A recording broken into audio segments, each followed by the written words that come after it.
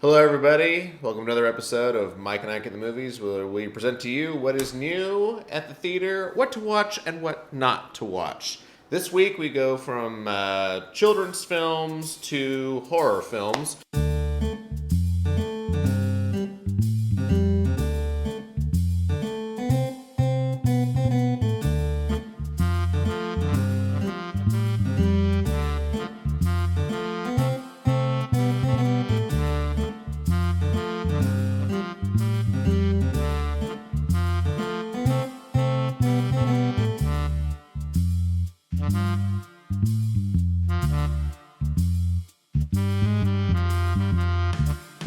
So let's start on Minions, something that we both actually saw.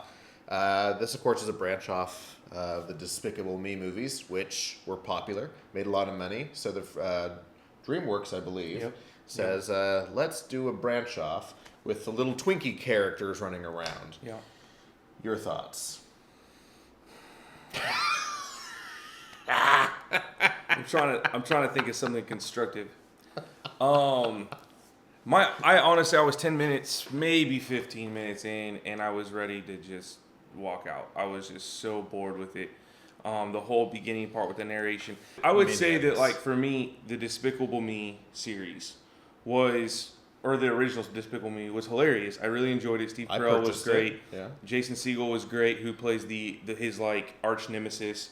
Yes, I remember that. Yeah, so then you've got Russell Brand in there as the old professor guy, and the Minions were a part of that, and they added some humor, but they were not at all. I mean, they were like below supporting cast. Thank you. To Yes, me. I agree. Like they were great little background humor for the 3 and 4 year olds to be able to watch the movie. That's exactly where they belong. But they didn't really add anything to the story. They were just kind of slapstick humor in the background. Yeah. You had the 3 young girls that had all the character elements.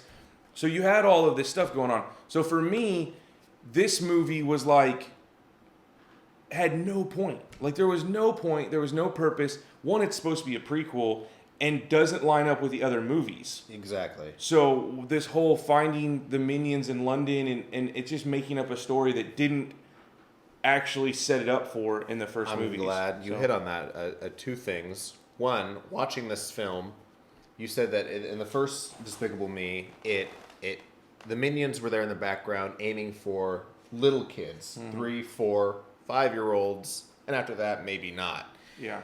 Watching the movie just about them, I'm sitting here, and it takes place in the 60s, and there's a lot of jokes that hit back on the 60s that only older people are going to catch. Yeah. And I'm like, this movie is aimed for 2 distinct groups of people.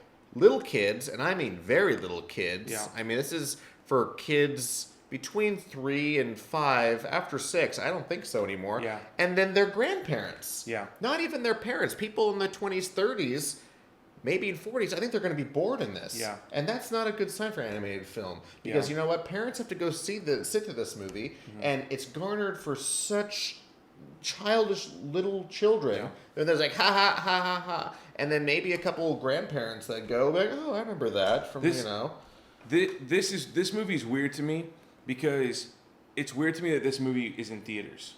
Because really, this is straight to DVD. Yes, and why? I think if it was a straight to DVD, it would not be as big of a deal, right? Because it's got that sequel vibe, that old Disney vibe of just going a straight to DVD sequel, just for the kids, so that you can throw it on at home for your family, your little ones, and let them zone out to the mayhem. But other than that, it's a waste of time. I felt like this was just a cheap, punch from the studio to hey, let's milk this for everything it's got. Yeah. Kids love those little yellow things running around. Let's just do it. Thank God it's only 80 minutes long. So if you're out there and you want to show your kids this movie and you have to go see it, you're only losing 80 minutes of your life. Go see Inside Out.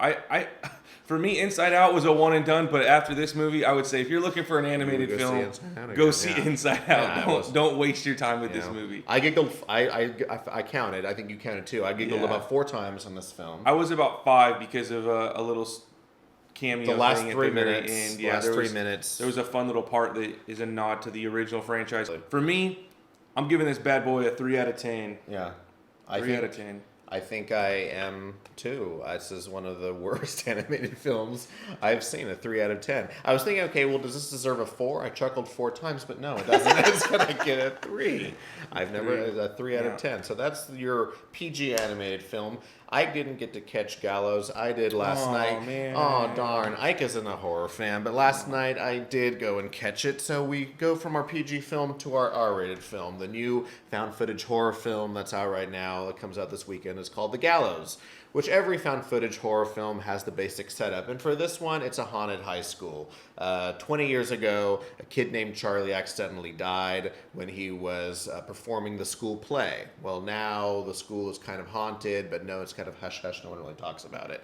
But now they're trying to bring the play back 20 years later, and the kids don't really want to do the play. So the night before opening night, 4 of the friends break into the school late at night and try and dismantle the stage. Well, Charlie doesn't like that very much, which sets it up. They're now locked in their own school, and scary things happen. Now, on a base level, this worked. I'll be honest, last night, me and some of the friends I was with were like, because it feels like a video game. It's all the found footage, so they have the camera, and you're roaming down long, creepy corridors, hear a noise, turn, and you're just waiting for something to pop out at you. And that's what that did. And once again, an only 80-minute film, an hour and 20 minutes of, on a base level, it works, but my God, the acting is horrible. All 4 of the kids, you don't care about them. You're waiting for them to die because they're just trudging through their lines, or if you even want to call these lines. These films get made so quickly and so cheaply, they don't really work on the script very much. But it works as far as cheap boo scares, basically. And that's, at the end of the day, all it really amounts to. Found footage movies, some of them have been smart, some of them not so smart, you know? I think they're overdone a little bit. They are. The found footage films. Like, yes. You got to be real creative with them to work. I mean, there's only a handful. I haven't seen this one, but I feel like there's only a handful that I've seen that really have worked. The rest of them are... Cloverfield was a good one. Gallows, like I said, it works. Base level, I give that a no more than a 5. It's going to get a 5 out of 10 for me, maybe a 4. There are much better out there that you can go and rent. So that's this week for us. So really what we're recommending this weekend is probably Redbox, Netflix. I think so. Anything else other than the theater. Next week is the Ant-Man review. Yes. I'm going to be out of country for the next number of days. So there's a high possibility that next week's show, Ike is going to have a guest speaker here talking about Oh, wow. You stepped it up a notch. Man. Straight from me to Paul Rudd. Blast. Oh, Michael Douglas, maybe. Oh, maybe. That's better. Yeah. He's or T.I. T.I. is supposed to be an Ant-Man. Can I get T.I. here? I'm not here about that one. So anyways, you guys will be in good hands, but I will catch you in the near future. Please comment below and let us know what you thought of Gallows or Minions or anything that you have seen that we should go and watch and then we should review on here. Subscribe to our YouTube channel. Follow us on Facebook. Everybody, have a great week. We'll see you soon. You don't remember? Yeah, we'll edit this out. A couple of years since Because I have to. It's going to drive me crazy. It's been a couple of years since I saw this movie. I mean, John Segel. who's John Segel? Jason Segel. Jason Oh, Segel. Jason Segel. And Russell Brand and Julie Andrews and Will Arnett and Kristen Wiig. I didn't realize all those people Dude, were in the first yeah. movie.